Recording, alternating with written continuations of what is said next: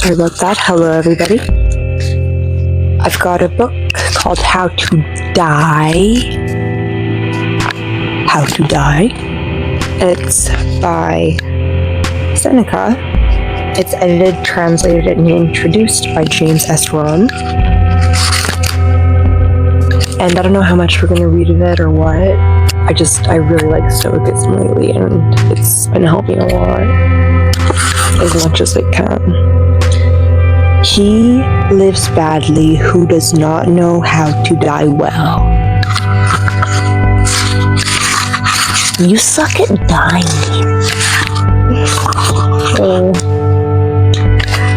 Introduction. Recent experiments have shown that psilocybin, a compound found in hallucinogenic mushrooms, can greatly reduce the fear of death in terminal cancer patients. The drug imparts an understanding that in the largest frame, everything is fine, said pharmacologist Richard Griffiths in a 2016 interview. Test subjects reported a sense of the interconnectedness of all people and things, the awareness that we are all in this together. Okay, I've done mushrooms tons of times. Never did I feel content to die. Thank you. Anyway. Now I've been dropping it. Some claim to have undergone a mock death during their psychedelic experience, to have stared directly at death in a kind of dress rehearsal. As Michael Pollan wrote in a New Yorker account of these experiments, the encounter was felt to be not morbid or terrifying, but liberating and affirmative. In the largest frame, everything is fine. That sounds very much like the message Lucius Annius Seneca preached to Roman readers in the mid-1st century AD, relying on Stoic philosophy rather than organic hallucinogen as a way to glimpse that truth, the interconnectedness of all. When I do this, it means it's quoted. Of all things, was also one of his principal themes, and was the idea that one must rehearse for death throughout one's life. I do every day. For life, properly understood, is really only a journey toward death. We are dying every day from the day we are born.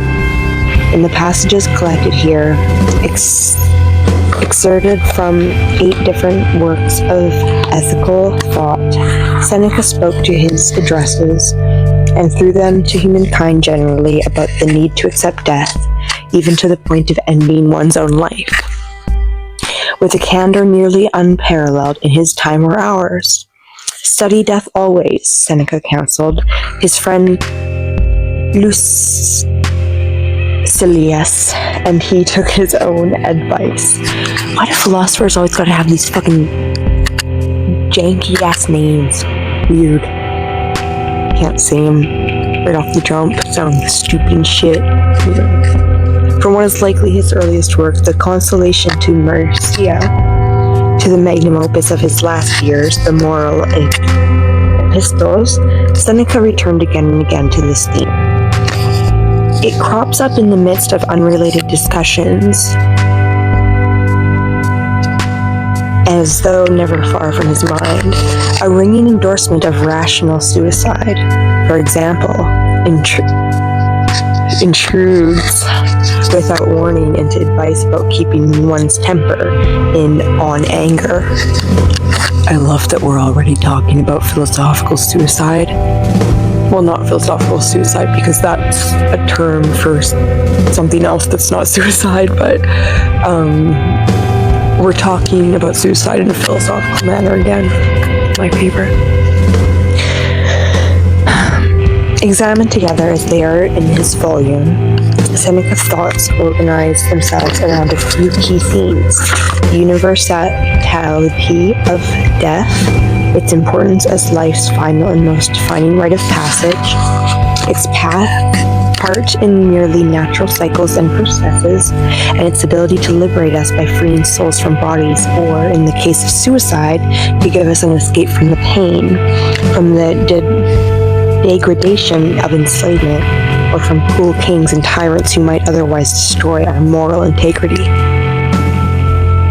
This last point had particularly resonance for Seneca and his original readers, who had often seen death or degradation arrive at an emperor's behest.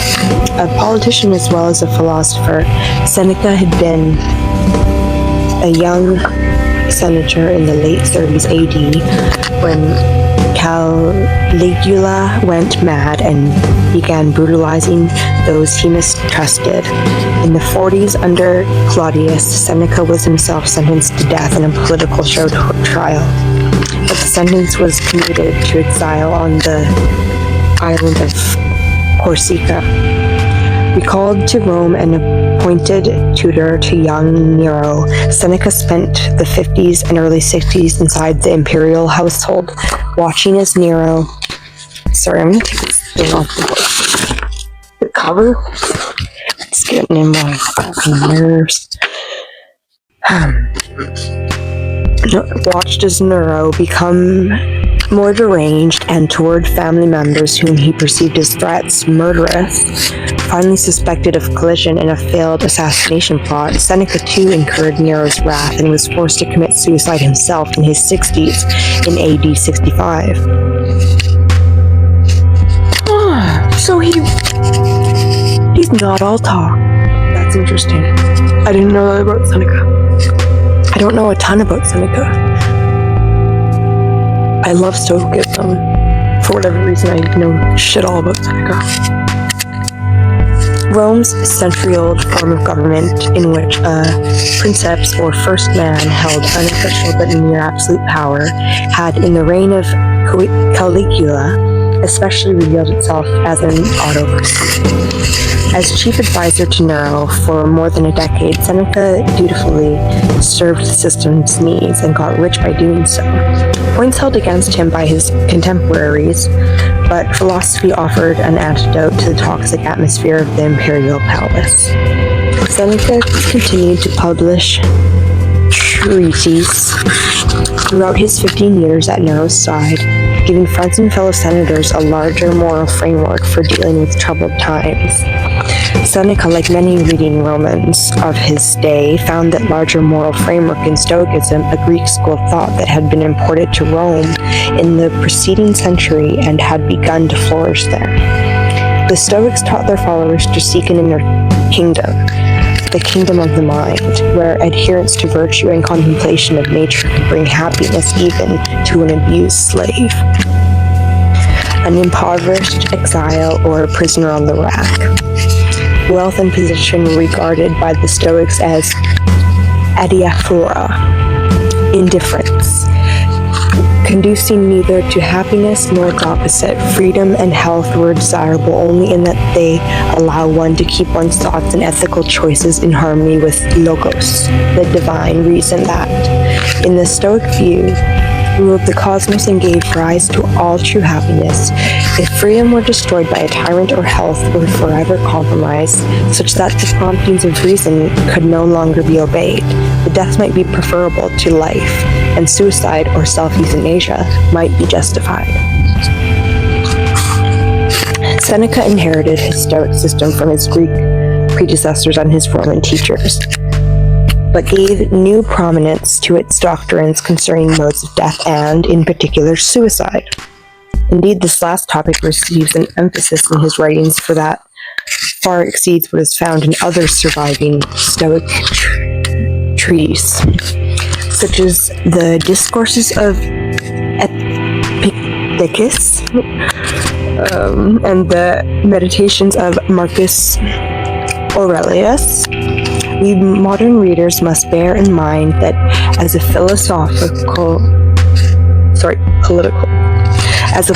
insider under two of Rome's most depraved rulers, Seneca often witnessed suicides of the kinds he describes in his essays.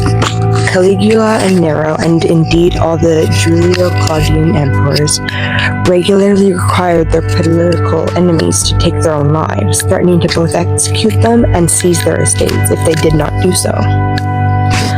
Seneca was a witness to many such forced suicides, and so he revisits the theme of whether and when to make an exit from pain or from political oppression with a frequency and intensity that go far beyond his fellow Stoics. In other ways, too, Seneca was more than a pure or doctrinaire follower of the Stoic path. At times he borrows from the Epicureans, a rival school, the idea that death is merely a dissolution into constituent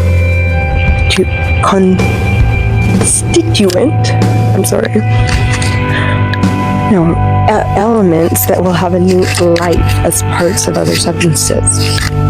Occasionally he sounds the Platonic theme of the immortality and infinite reincarnations of the human soul. He had no fixed ideas about the afterlife, except for his certainty that it held nothing fearful, and that the visions of monsters and torments in Hades, promulgated by the poets, were only empty fictions. He wavered too in his assessment of self-euthanasia. At times he praised those who forestalled a painful death or an execution by ending their own lives, but at others he admires the fortitude of those who decline to do this. Even in the case of suicide, which he generally defends as preferable to a morally debased life, Seneca reveals one hesitation. When family and friends depend on you, he admits in one passage of his epistles, you may have to pull your departing life back from the brink. The right to die, even in cases of painful terminal illness, has proven a contentious idea for modern societies. Physician-assisted suicide or voluntary euthanasia has been legalized at the time of this writing by only a handful of countries and by 4 out of 50 U.S. states in nearly all cases. The laws permitting these measures have been passed over within the last 2 decades. Debate over legal measures has usually been intense, with opponents often basing their arguments on notions of the sanctity of human life. But Seneca's writings reminds us that there is also such thing as the sanctity of death. To die well was immensely important to Seneca, whether that meant accepting one's death with equanimity, choosing the time and method of one's exit, or, as he often illustrates with vivid examples, enduring with courage the violence done to one's body, either by one's own hand or by that of an implacable enemy. Because these examples are so frequent and so grim, modern readers have sometimes found Seneca's writing to be macabre or death-obsessed, but Seneca might reply that such readers are life-obsessed. That's me. I totally, yes. Dying, for him, was one of the essential functions of living, and the only one that could be learned or refined through repetition, because we will die only once and quite possibly without advance warning. It's essential that we prepare ourselves ahead of time and be ready at all moments. Study death, rehearse for death, practice death. This constant refrain in his writings did not, in Seneca's eyes, spring from a morbid fixation, but rather from a recognition of how much was at stake in navigating this essential and final rite of passage. A whole lifetime is needed to learn how to live, and perhaps you'll find this more surprising. The whole lifetime is needed to learn how to die, he wrote on the shortness of life. The passages collected in this volume, chosen from the 8 prose treatises in which death looms largest, spanning about a quarter century of Seneca's life, are his attempts to accelerate that lesson. How to die.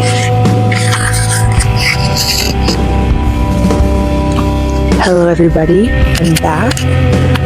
We're going to continue on with the book.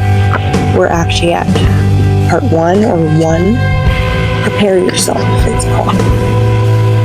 Seneca's greatest prose work, the Moral Epistles, is a collection of letters addressed to a close friend, Lucilius, who, like Seneca, was in his 60s at the time. The epistles were composed. Death and dying are a prominent theme in these letters, and several dead almost entirely with that theme, including letters 30, 70, 77, 93, and 101, all represented in this volume either in whole or in large print. The letters usually take as their point of departure an event in Seneca's daily life, such a visit to an ill friend or an ideal Seneca had encountered in his reading. Okay. Sorry, I misunderstood. Though they take the form of an intimate correspondence, the epistles were primarily written for publication, and the you addressed in them is sometimes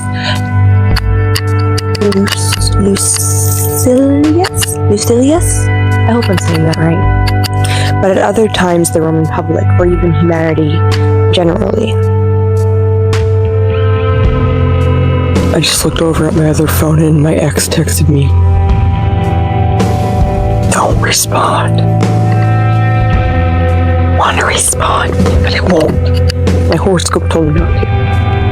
Epicurus says, rehearse the death, or if this conveys the meaning better to us, it's a great thing to learn how to die. Perhaps you think it useless to learn something that must only be used once, but this is the very reason why we ought to rehearse. We must study always the thing we cannot tell from experience whether we know. Rehearse death, the man who tells us sorry, it's hard to keep this book open.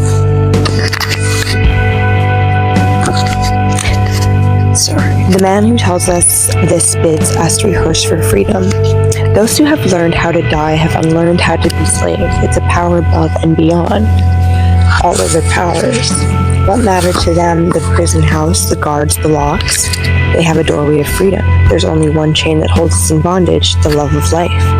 If it can be cast off, let it be thus diminished that, if at some point circumstance demands it, nothing will stop or deter us from making ourselves ready to do at once what needs to be done. AKA offing yourself. In the letter excerpted below, Seneca coaches Lucilius as to how he should advise an unnamed friend who was withdrawn from public life into quieter pursuits. If your friend, in parentheses, had been born in Parthia, he would be holding a bow in his right hand right now, from infancy. If in Germany, he would brandish a spear as soon as he reached boyhood. If he had lived in the time of our ancestors, he would have learned to ride in the cavalry and to strike down his foe in hand-to-hand combat. Each nation has its own training to coax and command its members. Which one, then, must your friend practice? The one that has good effect against all weapons and against every kind of enemy, contempt of death. No one doubts that death has something terrible about it, such that our minds, which nature endowed with love itself, are disturbed by it.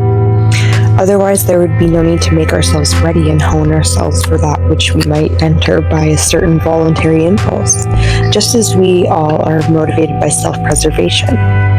No one learns to lie down contentedly in a bed of roses if the need arises, but rather we steel ourselves for this to not betray a confidence under torture or to stand on guard, though wounded through the night, and if the need arises, without even leaning on an upright spear, since sleep has a way of sneaking up on those who lean against some support. But what if a great yearning for longer life holds you in its grip? You must believe that none of the things that depart from your sight and that are subsumed into the universe from which they sprang is used up. These things pause but do not die, just as death, which we fear and shun, interrupts but does not strip away our life. The day will come again which will return us into the light. Many would reject that day, were it not that it returns us without our memories. But I will instruct you carefully in the way that all things that seem to die are in fact only transformed, thus the one who will return to the world should leave it with equanimity. I didn't fuck up that word. Just look at how the circuit of the universe returns upon itself. You will see that nothing in this cosmos is extinguished, but everything falls and rises by turns. The summer departs, but the year will bring another. Winter falls away, but its own months will restore it.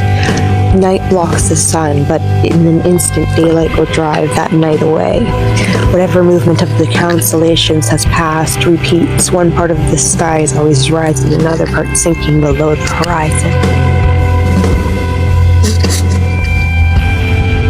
Sorry.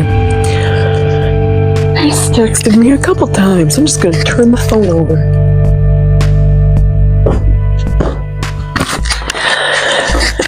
Because literally, if we link up, we're both gonna go to jail. Let me at last come to an end, but I will add this one thought. Neither infants nor children nor those whose minds are afflicted are afraid of death. It would be repellent. Wait a minute. My mind's afflicted, and I'm scared of death. Seneca. Anyway, it would be repellent if our reason did not offer us the same contentment to which they are led by their folly. Farewell.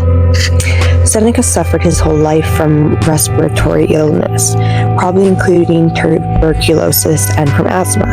His discomfort was such that in young adulthood he contemplated suicide, according to his own report. He must have experienced attacks like the one described below throughout his life, but they took an added significance as he grew older, especially given that the name doctors gave to them was meditatio mortis, rehearsal for death. Oh, that is cool. That is really cool. I love what it is. Wait, no, I should. Dear Lucilius, ill health had granted me a long reprieve. Then it came on me suddenly. What sort of illness, you ask? It's an apt question, since there's none that I haven't experienced. But one alone is, you might say, my allotment. I don't know what its Greek name is, but I could be fittingly called suspirium. It comes on with sudden and brief force like a tornado. It's nearly over within an hour. Every physical discomfort and danger passes through me. There's nothing I find more aggravating, and how could I not? This is not illness, that's something else entirely, but loss of life and soul. Therefore the doctors call it rehearsal for death. And sometimes the spirit accomplishes what it often has attempted. Do you suppose I'm cheerful as I write these things because I've escaped? I think it would be ridiculous to delight in this outcome as though it were a form of good health. Just as ridiculous as to proclaim victory when one's court case has been postponed. Yet even in the midst of suffocation, I did not cease taking comfort from brave and happy thoughts. What's this, I say to myself? Does death make trial of me so frequently? Let it, I've done likewise to death for a long time. When was that, you ask? Before I was born, for death is non-existence. I know what that's like. It will be the same after me as it was before me. If death holds any torment, then that torment must have already existed before we came forth into the light. But back then we felt nothing troubling. I ask you, wouldn't you call it a very foolish thing if someone judges that a lamp is worse off after it's snuffed out than before it has been lighted? We too are snuffed out and lighted.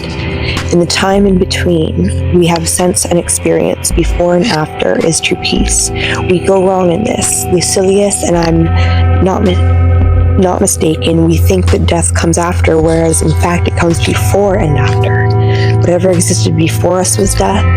What does it matter whether you cease to be or never begin? The outcome of either is just this, that you don't exist. I keep telling myself these encouragements and others at the same time, silently, for there wasn't space for words. Then little by little, the suspirium, which had already turned into a kind of panting, gave me longer respites and slowed down. But it hung on, and even though it had ceased, I do not yet have natural, easy breathing. I feel a certain break in its rhythm, a delay between breaths.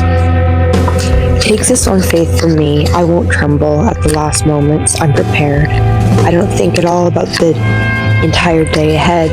Praise and emulate that man who does not disdain to die, though it's pleasant to live. What virtue is there in leaving by being thrown out? Yet here too is a virtue. That was right. Yet here too is a virtue. I'm being thrown out, but let me take my leave nonetheless. The wise man is never thrown out, for to be thrown out is to be expelled from a place that you leave unwillingly. The wise man does nothing unwillingly. He flees from necessity, since he desires that which it will force upon him. Farewell. Nothing can be of such great benefit to you in your quest for moderation in all things, and to frequently contemplate the brevity of one's lifespan and its uncertainty, whether you undertake, cast your eyes on death.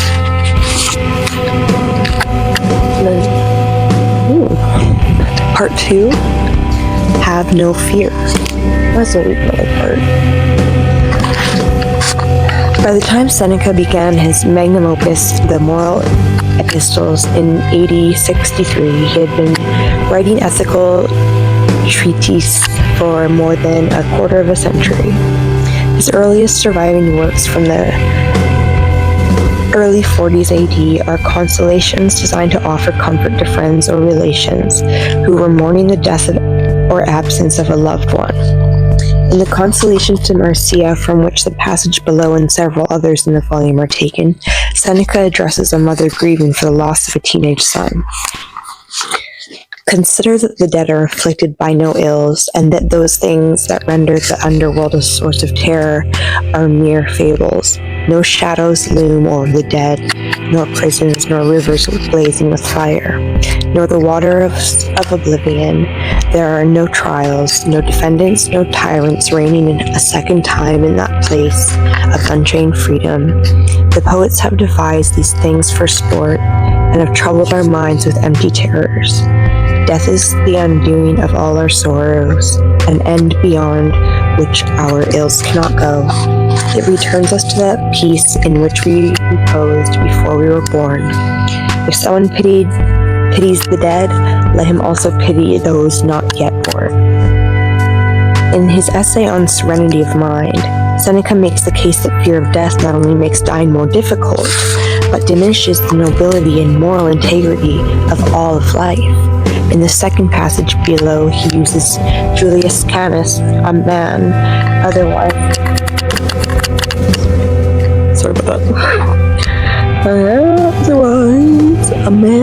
otherwise barely known to us, to illustrate the greatness of mind found in those unafraid of death. What's to be feared in returning to where you came from? He lives badly who does not know how to die well. Thus, we must, first and foremost, reduce the price we set on life and count our breath among the things we think cheap. As Cicero says, shout out Mark if you're watching this. Shout out Cicero, I should say. As Cicero says, gladiators who seek by every means to preserve their life we detest, but we favor those who wear their disregard of it like a badge. Know that the same outcome awaits us all, but dying fearfully often is itself a cause of death. Dame Fortune, who makes us her sport, says, "Why should I keep you alive, you lowly, cowering creature? You'll be more wounded and slashed if you don't learn how to offer your throat willingly, but you'll live longer and die more easily if you accept the sword stroke bravely without pulling back your neck or holding up your hands." He who fears death will never do anything to help the living, but he who knows that this was decreed the moment he was conceived will live in principle, and at the same time will ensure, using the same power of mind, that nothing of what happens to him comes as a surprise. Julius Canis, an exceptionally great man, got into a long dispute with Caligula as he was leaving the room. Caligula, that second Phalaris, said, "Just so you don't take comfort from an absurd hope, I've ordered you to be led away for execution." Thank you, best of rulers. Sorry, I had to deal with my mother for a second. Okay. What was I? Okay. Kenneth replied, I'm not sure what he was feeling. I can imagine several possibilities. Did he want to give insult by showing how great was the Emperor's cruelty, and it made death seem a boon? Or was he reproaching the man's habitual insanity? Or was he embracing the sentence joyfully, like a grant of freedom? Whatever the reason, his reply showed a greatness of mind.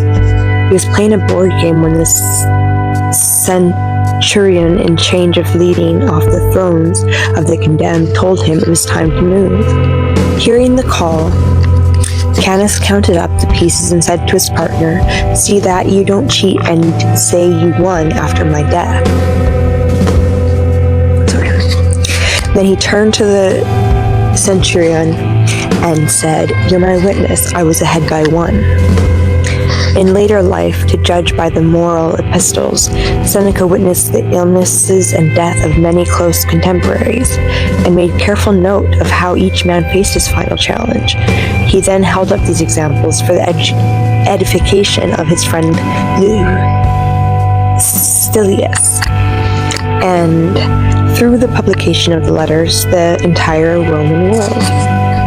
Dear Lucilius, I went to see Aufidius Bassus, a very noble fellow, stricken and struggling with his advancing years. But already there is more to weigh him down than lift him up, for old age is leaning upon him with its huge weight everywhere.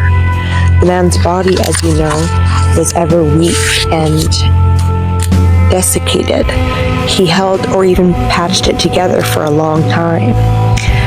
But suddenly it gave out, just as when a ship has got water in the hold, one crack or another can be stopped, but once it has begun to come apart in many spots for it to go under, there's no more help for the spitting vessel. Just so, in an old man's body, weakness can be supported and propped up for a time.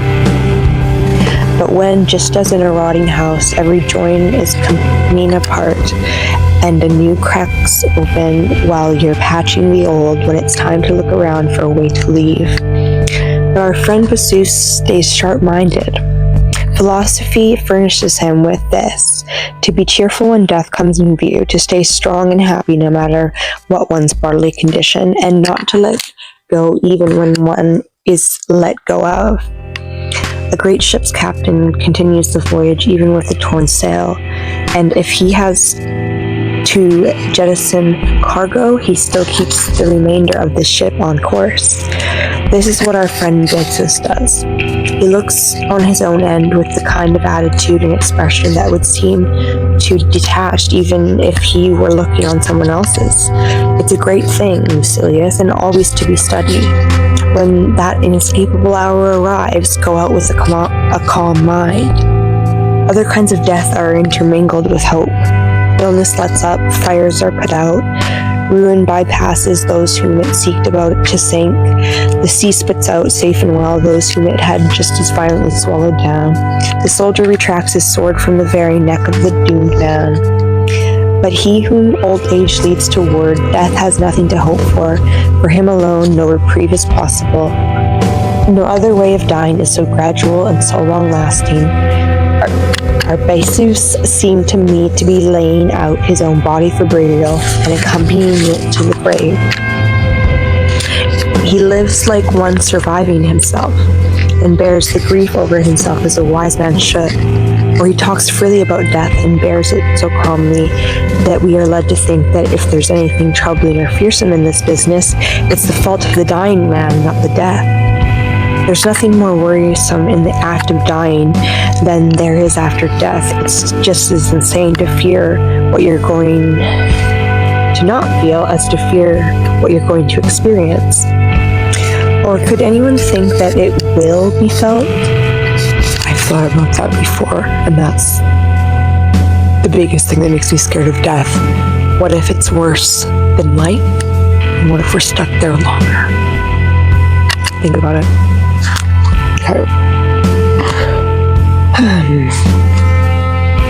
Where were we? There's nothing more worrisome in... Oh my god. God, in the act of dying, there is after death. It's just as insane to fear that you're not going to feel as to fear what you're not even going to experience. Or could anyone think it will be felt, the very thing that will cause nothing at all to be felt beyond? Therefore, Basis declares, death is as far beyond all other evils as it is beyond the fear of evils. I know such things are often said and often must be said, but they have never done me so much good, either when reading them or hearing people say that we must not fear things that don't hold any terrors. It's the man who speaks from death's own neighborhood that has the most authority in my eyes. I'll say plainly what I believe. I think that the man in the midst of death is braver than the one who skirts its edges. The approach of death lends even to the ignorant the resolve to face inevitabilities, like a gladiator who, though very skittish throughout his combat, offers his neck to his enemy and guides the sword towards himself if it strays off target. But the death that is only nearby does not grant the steady firmness of resolve, a rare thing that can only be exhibited by a sage. I would gladly listen, therefore, to one who can, as it were, report on death, giving his opinion about it and showing what it's like, as though having seen it itself. You would, I suppose, put more trust and give more weight to someone who had come back to life and told you, based on experience, that death holds no evils, but those who have stood in front of death, who have seen it coming and embraced it, can best tell you what sort of upset its approach brings with it. You can count Bassus among these, a man who doesn't want us to be deceived. Bassus says it's as silly to fear death as to fear old age, for just as age follows youth, so death follows age. Whoever doesn't want to die doesn't want to live. Life is granted with death as its limitation. It's the universal endpoint. We fear it is madness, since fear is for things we're unsure of. Certainties are merely awaited. Death's compulsion is both fair and unopposed, and who can complain of sharing a condition that no one does not share? This first step towards fairness is even-handedness, but there's no need now to plead the case of nature. She wants our laws to be the same as hers. Whatever nature puts together, she undoes, and what she undoes, she puts together again. Truly, if it happens that old age dispatches someone...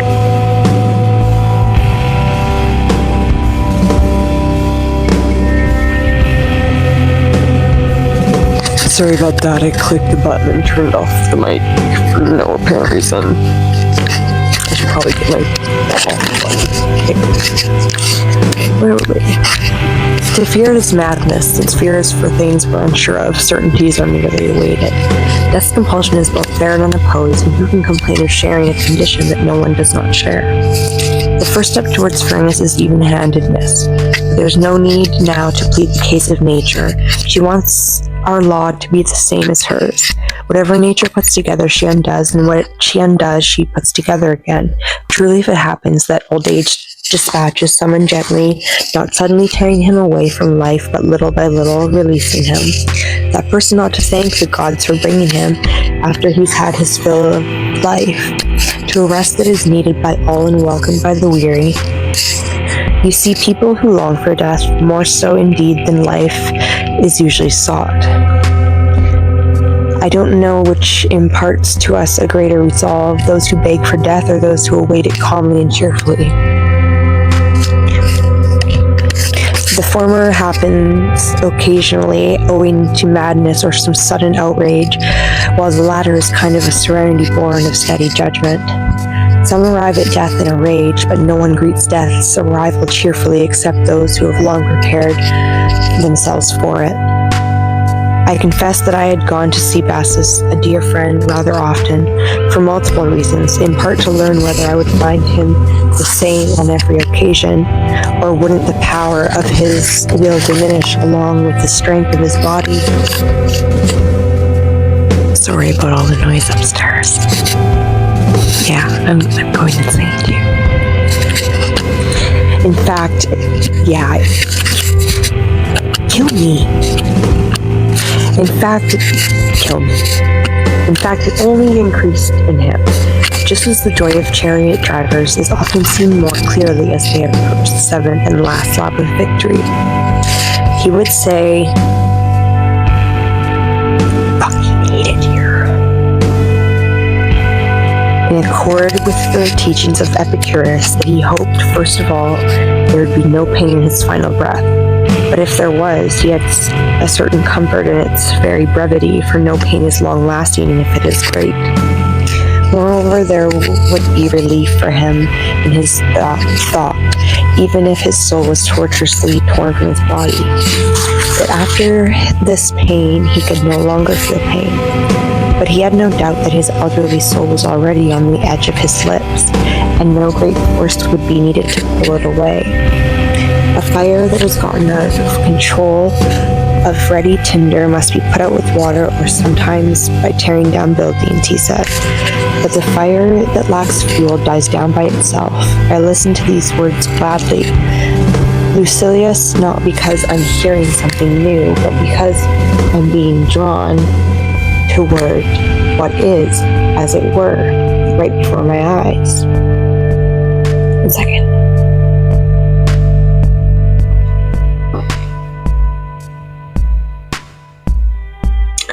One moment, please. Sorry about that. I got a text from a boy that wasn't my ex. Anyway, now I forgot where I was. Oh, but he had no doubt that his elderly soul was already on the edge of... No, I read that part already.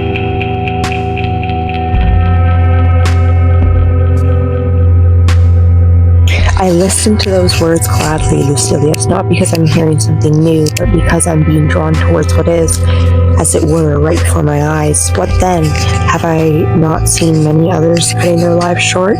Indeed I have, but those who come to death with no hatred of life, who receive death rather than drawing it toward them, make a deeper impression on me. Bassus used to say that the torment we feel is of our own making. We tremble when we believe death is near. But whom is it not near, when it is ready and waiting at every moment, in every place? Let's consider, he says, at the point when something seems to draw near that might cause our death, how many other causes there are, even close at hand, which we don't fear.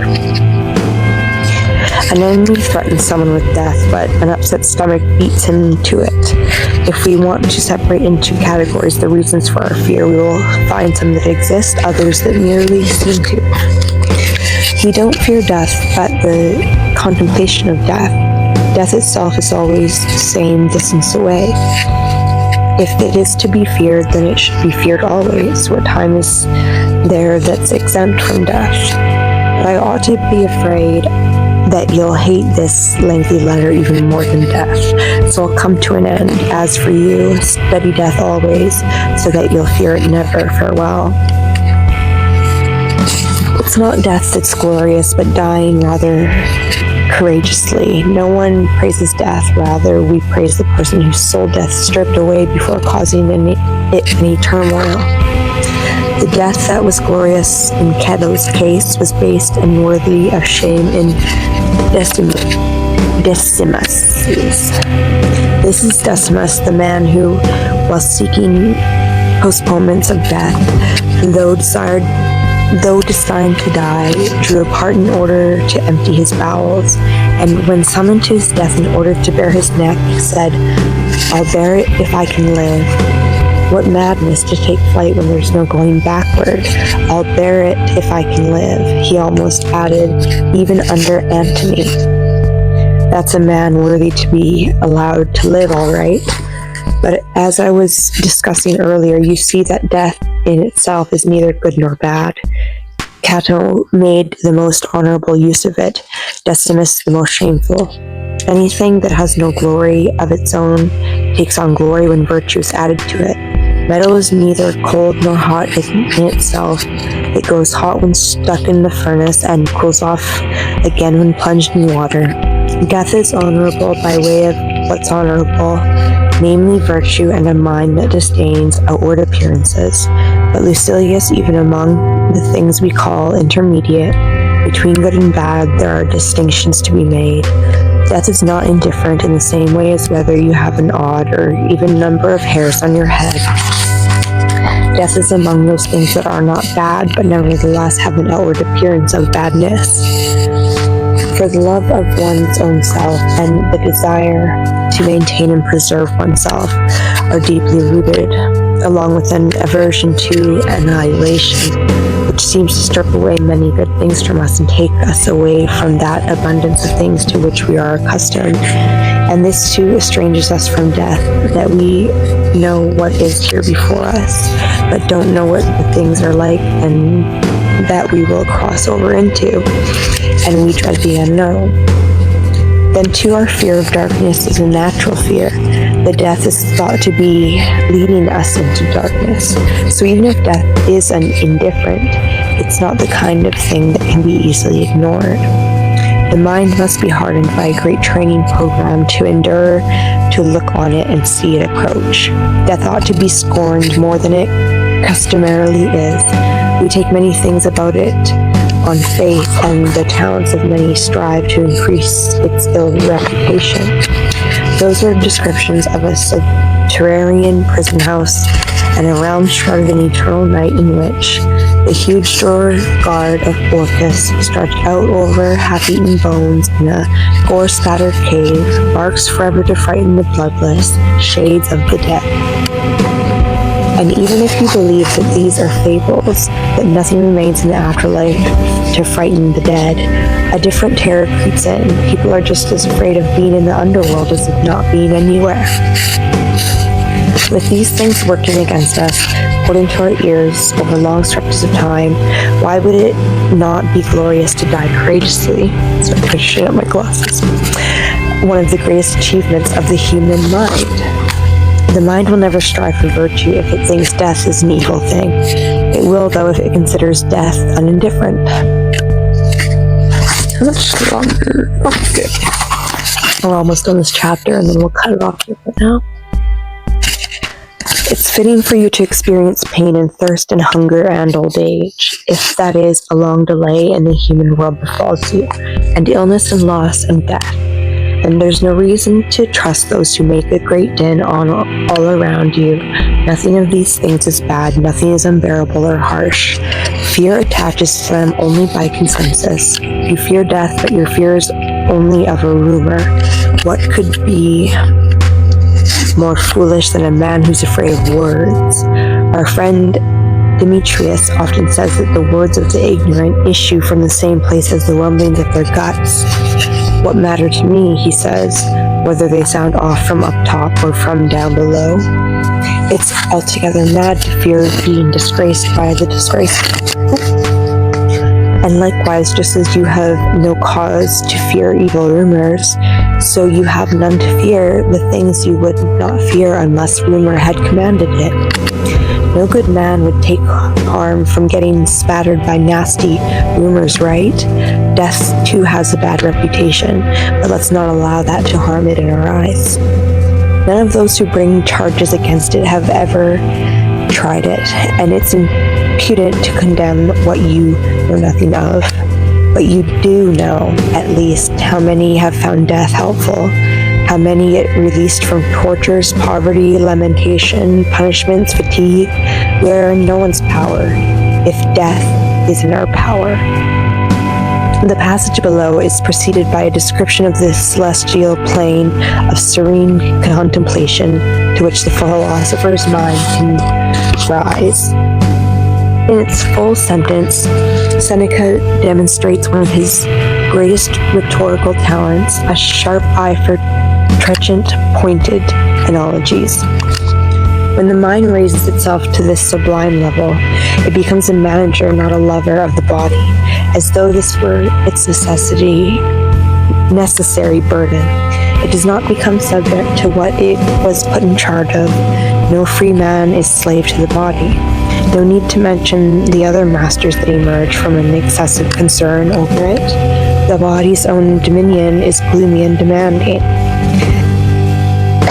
Oh, sorry, y'all.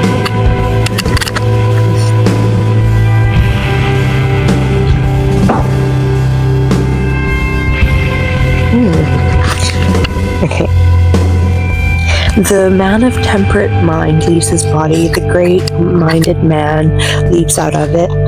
No one asks what its end will be after it's been left behind. But just as we ignore the clippings from our beards and hair, that divine sort of mind, and it prepares to leap its human form, judges the destination of its container, whether fire, it, or earth covers it, or wild beasts tear it apart, matters as little to it as the afterbirth does to an infant. And the next one is part 3, Have No Regrets. We will read that in a bit. Today we are continuing on with How to Die, an ancient guide to the end of life, Seneca.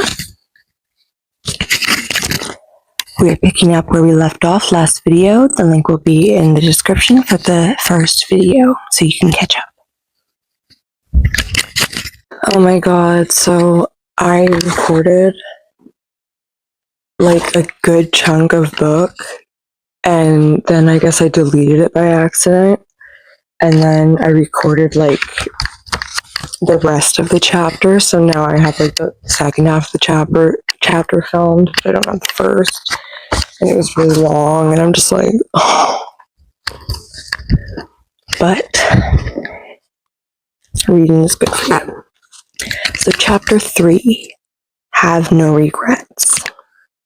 In his earliest surviving work, The Consolation to Marcia, Seneca took on the stern challenge of convincing a mother not to be grieved by the loss of a son.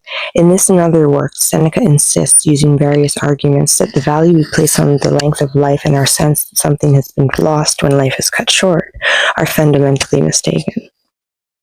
He died too soon, still a youth. Suppose he had still had ahead of him. Well, reckon up the longest that's allowed to a human being to keep going. How long is it? We are born into the briefest space of time, soon to make way for the next arrivals. Am I speaking only of our lifespans, which roll on with incredible speed? Consider the ages of cities. You'll see how even the ones that take pride in their antiquity have stood only a short time. All human affairs are short, transitory, bounded in the negligible space of endless time. We consider this earth with its cities, peoples, and rivers enclosed by a circle of sea as a tiny dot. If it's compared with all of time that stretches out longer than the world, especially since the world's age is redoubled so many times within its span.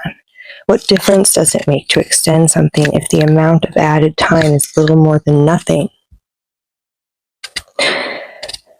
There's only one way we can say that the life we live is long, if it's enough. You can name for me vigorous men whose old age has become legendary. You can count off their sets of 110 years. When you let your mind roam across all the time, there's no difference between the longest and the shortest life. If you survey how long a person lived and compare it to how long he didn't live. In the 4 epistles below, each presented mostly or wholly complete, Seneca strives to convince his readers that life should be measured by quality, not quantity, and that prolongation of life is not desirable in and of itself. This point, so clear-cut yet difficult to embrace, is fundamental to his philosophy. Other kinds of enjoyment or physical experience have a natural terminus, a point at which we are content to have them cease. We should strive to reach a similar satiety? I don't think I'm saying that right, but satiated, but not with the D on the end. Satiety? Is that how you say it? Of living, as Seneca claims that he himself has done. Dear Lucilius, let's seize to want what we wanted. For my part, I arrange things such that, being an old man, I don't want the same things I did as a child. My days have this one goal, as do my nights. This is my task and my study, to put an end to old evils. I make it so that my day is a small version of my whole life. I don't, by Hercules, grab it as though it were my last one. but I look upon it as though it could be my last. Indeed, I am writing this letter now as though death were coming to call for me in the very midst of writing it. I'm ready to depart. I enjoy my life thus far because I don't spend too much time measuring how long all of this will remain. Before I became old, I took care to live well. In old age, I take care to die well. And dying well means dying willingly. Let's compose our minds such that we want whatever the situation demands.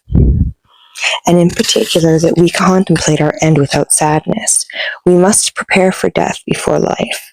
Our life is well furnished, yet we're greedy for its furnishings. Something always seems to be lacking and always will. It's not years nor days, but the mind that determines that we've lived long enough. I, my dearest Lucilius, have lived as much as is enough. Full, I await my death. Farewell. Tullius Marcellinus, whom you may know very well, a quiet young man who soon became an old man, was taken ill with a disease that, though not without remedy, was long-lasting and discomforting and made many demands on him. So he had begun to weigh the possibility of death. He gathered together a large group of friends, each of them, out of timidity, either urged on him the same thing he would have urged on himself, or else played the flatterer and yes man and gave the advice he guessed would be more pleasing to the one weighing his options. But our stoic friend, an outstanding fellow and a brave and vigorous man, to praise him in the words with he deserves to be praised, advised him the best, as it seems to me. He began as follows. Marcellinus, don't torment yourself as though you were pondering a great matter. Living is not a great matter. All your slaves do it, and all the animals. To die honorably, prudently, bravely, now that is great. Consider how long it is now that you've been doing the same things. Food, sleep, the act of love, this is the cycle that we move through. So it's not just a prudent or brave or wretched man, but even one who's merely fussy who might want to die. The man no longer needed a spokesperson, but rather an assistant. The slaves refused to obey. So he began by taking away their fear. He pointed out that the household staff only got in trouble when it was unclear whether the master's death was his own choice. Otherwise, he said, it would have just set as bad an example to kill a master as to prevent him. Then he turned to Marcellinus himself, advising him that it would not be humane, just as the conclusion of a dinner party, the leftovers are divided among the attendants. So now, as at the conclusion of life, to offer something to those who had been his assistants throughout life. Marcellinus was a man of easygoing mind.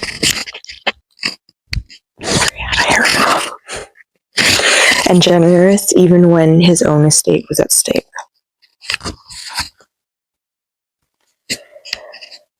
So he parceled out little amounts of his weeping slaves and freely offered comfort to them. He didn't need a sword or the spilling of blood. He fasted for 3 days and then ordered a tent to be set up in his bedroom.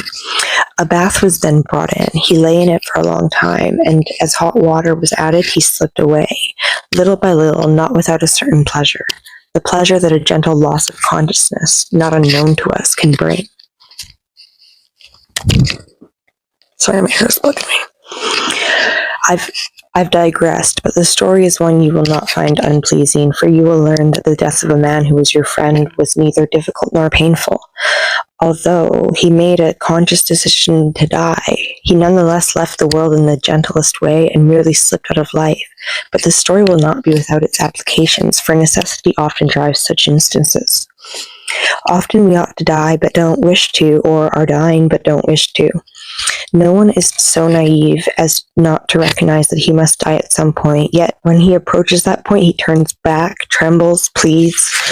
But wouldn't a man seem to you the greatest of all fools if he wept because for 1,000 years previously he had not been alive? He's just as great a fool if he weeps because he won't live for 1,000 years to come. It's just the same. You won't exist, just as you didn't exist. Neither past nor future is yours. You were thrust into this brief moment. How long will you prolong it? Why weep? What are you looking for? Your efforts are wasted. Stop hoping to bend the fates of the gods by prayer. Those fates are determined and fixed, guided by a great and eternal necessity. You'll go to the same place that all go. What's so strange about that? You were born under this law. It happened to your father, your mother, your ancestors, everyone before you, everyone after you. An unbreakable sequence which no effort can alter, binds and tows all things. How great a throng of those yet to die will follow your footsteps? How great a coward will accompany you? You would bear up more bravely, I imagine, if many thousands of things were dying along with you. In fact, many thousands, both men and animals, are giving up the ghost in all kinds of ways, at the very moment when you are hesitating to die. Don't you think you are going to arrive somewhere you were always headed? No journey is without an endpoint. Do you suppose I'm now going to recount the examples of great men? I'll tell you of youths instead.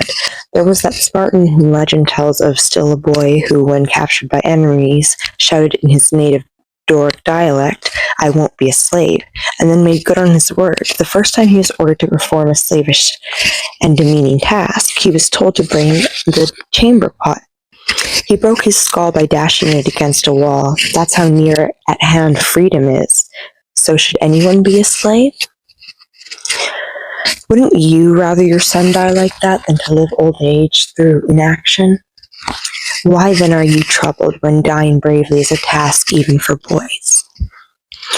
Let's say you refuse to follow. You'll be led against your will, so make sure you own the rules that belong to another power. You won't take up the boy's attitude and say, "I am no slave." You poor man, you're a slave to people, to things, to life. What do you have to look forward to? You've exhausted those pleasures that delay and detain you in life. There's nothing you would find new, nothing with which you're not sated to the point of disgust. You know the taste of wine and of mead. It doesn't matter whether 100 amphora's worth passes through your bladder, or 1,000, you're just wineskin. You know very well the taste of the oyster and the mullet. Your self-indulgence has set nothing aside untried for coming years. Yet these are the things that you are torn away from only against your will. What else is there that you might be pained to see torn away from you? Your friends? But do you know how to be a friend? Your country? Do you value that highly enough to postpone your dinner for? The sunlight? You'd snuff that out if you could. For what have you ever done that's worthy of light? Admit it. It's not the yearning for the Senate House, or for the Forum, or even for the natural world that makes you reluctant to die. It's the grocery market, which you leave behind unwillingly, a place from which you've left nothing behind. You fear death, but look how you scorn it. Amid your banquet of mushrooms, you want to live, but do you know how? You're afraid to die. Why is that? Isn't this life of yours a death? Julius Caesar, when going along the Via Latina, was met by one from a file of guarded prisoners, a man whose beard trailed down to his chest, who asked him for death. "So you're living now," Caesar said. That's how we must respond to those whom death is coming to aid. You're afraid to die, but are you living now? "But I want to live," the man says. "I'm doing honorable things. I don't want to leave behind the duties of life, which I'm carrying out faithfully and diligently." What, do you not realize that dying too is one of those duties of life? You're not abandoning any duty. There's no set number of these, no limit you have to reach. There's no life that's not short. If you examine the nature of things, even the life of Nestor is short, or that of Setia, or who ordered inscribed on her tombstone that she had lived 99 years. You see in her someone glorying in a long old age, but who could have endured her if she had filled out a full century? Just as with storytelling, so with life, it's important how well it's done, not how long. It doesn't matter at what point you call a halt. Start wherever you like, only put a good closer on it. Farewell. Dear Lucilius, in the letter you wrote complaining about the death of the philosopher Metronax, saying that he could have and should have lived longer, I missed the even disposition you have in abundance in every matter, and toward every person, but lack in this one matter just as everyone lacks it.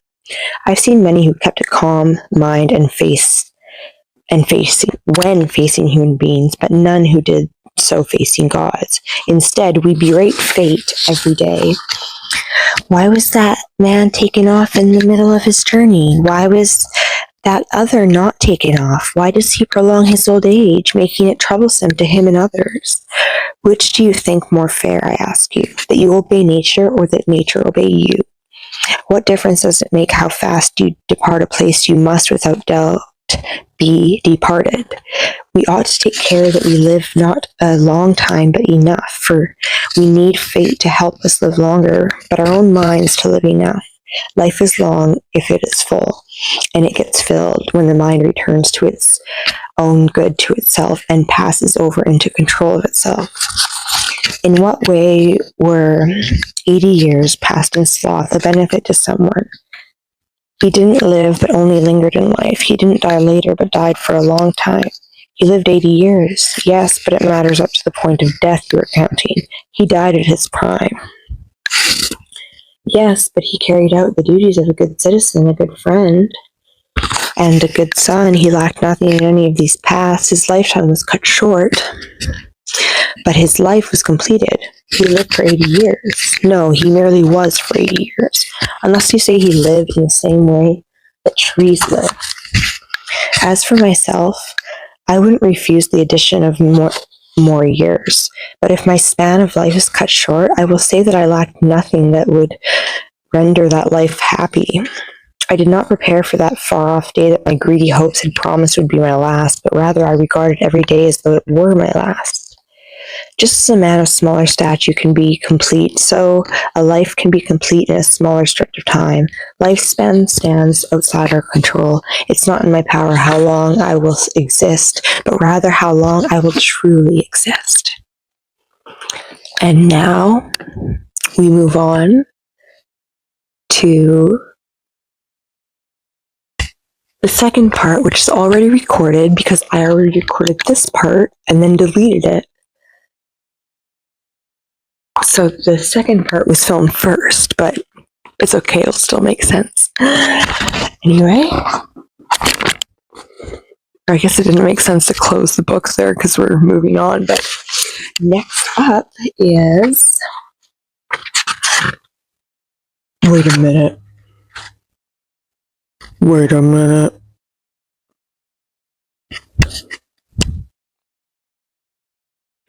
Oh, you're kidding me. Oh, you're kidding me. Wait. I think I have to keep going, actually. Let me see where this. No, I got the rest of it, never mind. I was like, oh my god, I read the wrong part. I didn't. Okay, and on with the show, let's begin. Hello everybody, and welcome back. There was just a bug in between my book pages when I opened it. I was like, it's a whole thing. But it's the next morning, and let's just continue forward. Demand this of me, that I not pass through a base lifespan as though passing through shadows, but that I live my life, not skip past it. What's the most complete span of a life, you ask? To live until attaining wisdom. Whoever reaches the goal ends at a point not furthest but greatest. Let that man rejoice boldly in the truth and give thanks to the gods, and to himself among these. Let him credit the cosmos for his creation, and deservedly so, for he returns to the cosmos a better life than the one he got. He has set the template of the good man and revealed its measure and its quality. If he had added anything to it, the addition would have been similar to what came before. How long is our life? We've enjoyed an understanding of all things. We know from what origins nature brings itself forward, how it orders the world, through what challenges it recalls the seasons, how it contains everything that will ever come to be and makes itself its own end point. We know that the stars move by their own force, that nothing is stationary except the earth, and that everything else races along at constant speed. We know how the moon outruns the sun and why, though slower, it leaves the faster object behind. We know how it takes on or loses its light, what cause brings on night, and what restores the day. A journey awaits to where you can see these things more closely. The wise man says, "It's not fair for this, that I depart with greater courage, that I think I have a clear path toward my gods. I deserve to be admitted to their company, and I have already been among them. I have sent my mind there, and they have sent theirs to me. But supposing I am destroyed, and that nothing of my human nature remains after death, I possess a great mind nonetheless, even if it's not going anywhere when I depart." Surely you don't think the man happier who died on the last day of the games than he who died in the middle. By no less an interval than that does each of us precede the next to die. Death makes its way through all. The killer follows on the heels of his victim. We get most anxious over the thing that is the least important. What does it matter how long you dodge the thing you cannot escape? Farewell. Dear Lucilius, every day, every hour reveals how we are nothing and brings new arguments to convince those who have forgotten their fragility. It compels those who have contemplated eternal things to look toward death. What is this prelude driving at, you ask? You once knew Cornelius Senecio, an illustrious and dutiful Roman knight. He advanced himself from slender origins and was coasting downhill toward better things. Wealth also tends to linger a long time in poverty's realm and hangs on there even while it is struggling out. But Senecio was on point of gaining riches, led there by two very effective things: expertise in gaining wealth and in managing it. Either one might have made him rich. The man of highest thriftiness, who cared for his physical health no less than for his estate. After coming to see me in the morning and then sitting by the side of the suffering, terminally ill friend all day and into the night, and then taking a cheerful meal, was seized by a sudden attack of ill health, angina, and barely kept breathing through choked airways until the dawn. Thus, only a few short hours after he had carried out the duties of a sound and healthy man, he was dead. He was taken off. A man who was managing business on both land and sea, who had made a start in civic affairs and left no source of revenue untapped, at the consummate moment of good fortune, at the floodlight of incoming wealth. Sow your pear trees, Melibus, and set your vines in a row. How foolish to set things in order when we're not lords of tomorrow. What madness is the far-reaching hope of those who begin things. I'll buy things, build things, lend and collect, accrue honors, and finally, I'll spend my worn-out, filled-up old age in idle leisure. Listen to me. Everything is doubtful, even for the fortunate. No one should promise himself anything regarding the future. The thing held in the hand slips away, and chance cuts short the very hour we hold before us. Time proceeds by a settled law, but it moves through darkness. What does it matter to me that something is clear to nature if it's opaque to me? We plan long sea voyages and late returns to our native land after traversing foreign shores, military campaigns, and the slow payoff of building fortifications, govern ships and attainment of one office after another. Meanwhile, death stands by our side, and since death is never contemplated except as another's fate, instances of morality pile up before us but don't abide any longer than our astonishment at them. But what could be more foolish than to marvel that something will happen on a certain day, when it could happen on any day? Our endpoint is fixed where the inescapable necessity of the fates has planted it, but none of us knows how far from that endpoint our course lies. Therefore, let's shape our minds as though we'd arrived at the last lap. Make haste to live, Lucidius, and think each of your days to be an individual life. The man who accustoms himself to this way of thought, for whom life is complete each day, is free of worry. But to those who live for hope, each moment as it draws near slips away and in steals greediness and the most wretched and caused of all most wretched things, the fear of death. Thence comes the most debased prayer of Mecenas. Mecenas. I hope that's how you say his name. In which he accepts weakness and disfigurement and the freshly sharpened stake of the cross, as long as among these evils he is spared the breath of life. Make my hand feeble, make my foot feeble, give me a swelling hunchback, knock out my loosening teeth, as long as life remains it's fine, just preserve my life even if I sit on a sharpened stake. That was nice. Here he desires the thing that would bring the most wretchedness and seeks a postponement of torment as though it were life itself. Imagine that Virgil had once recited to him this line: "It is so very wretched a thing, this dying."